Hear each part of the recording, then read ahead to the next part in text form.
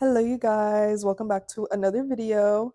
Today I'm going to be talking about the things that have helped me get through grad school as a counseling student.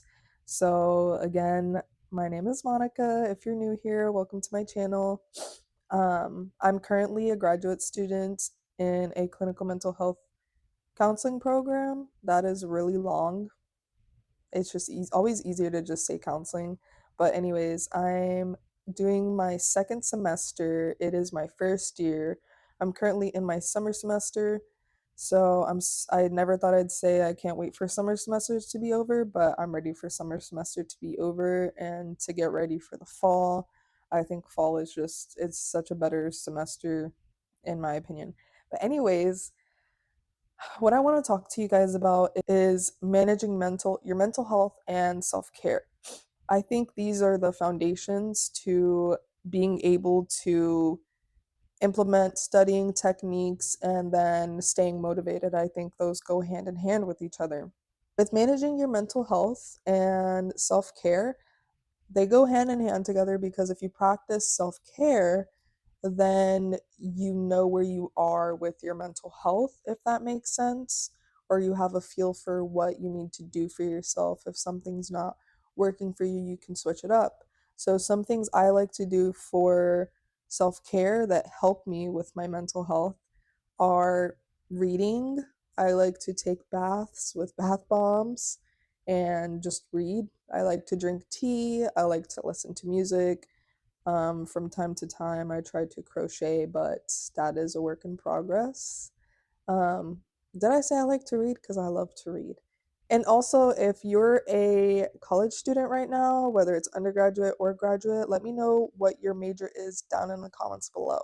Okay. And some other things that I like to do for self care is going out. I think it's important to be able to balance your social life. And also, another thing that you could do for your mental health is also seeing a therapist, or just seeing some type of mental health professional, whether it's holistic or whatever you prefer, honestly.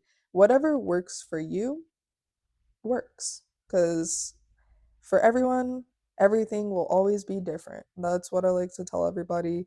What might work for you might not work for someone else. What might work for me might not work for everyone else. Now I'm going to be talking about some study techniques and favorite tools that I like to use. One of the biggest tools that I have used throughout this program so far is my iPad.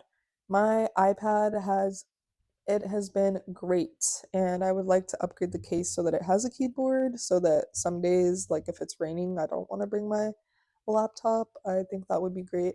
But the apps that I like to use on my iPad are GoodNotes, Notion. I download my school app on there too. It's called Canvas. I think most universities use that. With Notion and GoodNotes, I love using like the features. They have templates on there that you can use. And with GoodNotes, you can really do anything. It just really helps me jot down stuff, making to-do list, keeping my calendar on there. And another thing that I like to use that's not only on an iPad, it's also on my iPhone, which is the Apple Calendar. Other tools that I like to use are just like notebooks. I tried to get my iPad to not consume as many notebooks, but I love physical notebooks. Something about just writing things down physically just I don't know. It works for me. So I'm also a visual person, so having things in multiple places has helped me out a lot.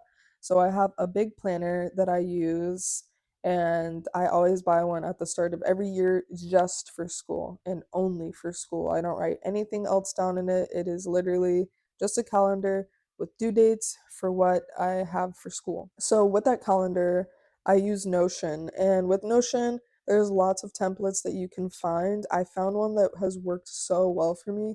With GoodNotes, I made my own personal planner because I wanted to tailor it to what I needed in my life. So that's what I use. And then I just use like a to-do list for like just dropping things. And then I did want to mention too that I do use it's by one of my favorite YouTubers, Natalie's Outlet Planner. Her planner is super good. If you have not used it, I love it. And then she also has a physical one. So I have many different places where I track things and it's tracking the same thing, but it works in the long run. Planning is one of the biggest things that you can do for, I think that's it's not seen as a study technique, but I think it is a study technique for me because if I don't plan, I'm not going to make time for it if I don't plan because I don't know how much time I need for something, if that makes sense. So, planning for me has really been effective. And I have this saying that I forgot where I got it from, but I literally have been saying it all year. It's those that fail to plan, plan to fail. So, I always try to make time to plan, even if it's 5 minutes.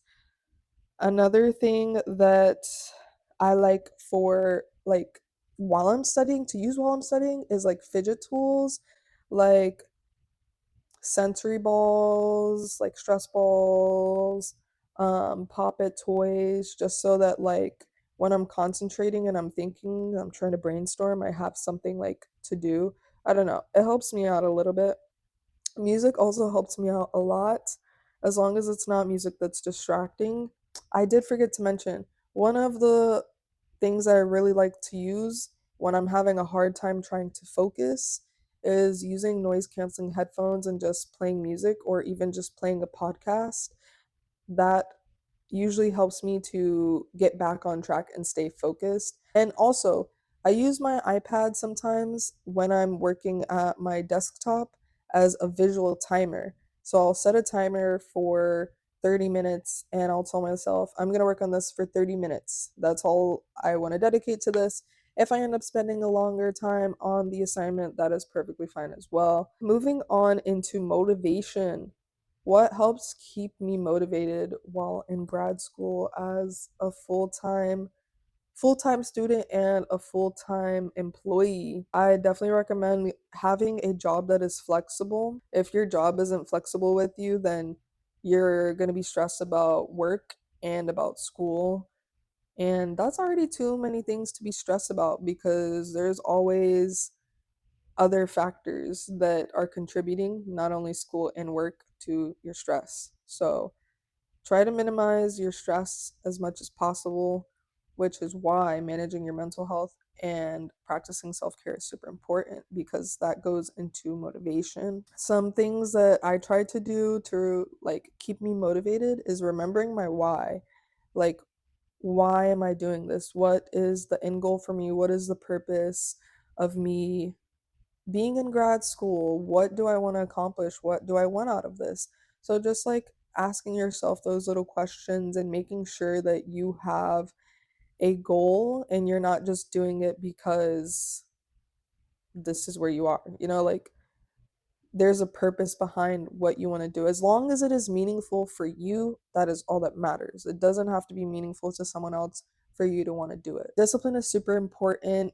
When you're disciplined, you're able to focus more. And discipline doesn't just mean like focusing on activities or like with assignments, it means with everything in your life. So, like your social life, balancing how much time you're scrolling on TikTok because I know I do that a lot. Or even like the Instagram reels or whatever it is that is you're doing excessively, even sometimes watching Netflix, like having discipline with that. Also being disciplined with your social life just means like if you have a lot of assignments due and friends are asking you to hang out, don't feel bad saying no. Those are setting boundaries. Okay, so don't feel bad about setting boundaries. If you need to call out from work one day, like if you're able to, do it. Like, school is important, work is also important, but your job will be fine. Okay. Another thing that helps me stay motivated is implementing what I like to do is the pre-Mac principle, which is first do your assignment and then you can have whatever it is that you want. Last but not least, what helps me to stay motivated is when I'm a little bit lost and just feeling like all over the place and comparing myself to a lot of people, like where I am in life. I like to make a vision board, and I think a vision board is super helpful if you're a visual person. It helps to remind you of your whys, what goals you want in life, and how being in school is going to help you get to your next step in life, or if it's going to help you complete your goal.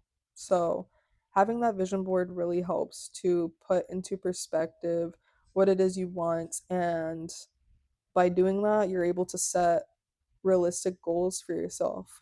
Maintaining your mental health and practicing self care really is the foundation to being successful in multiple areas in your life, not just with school.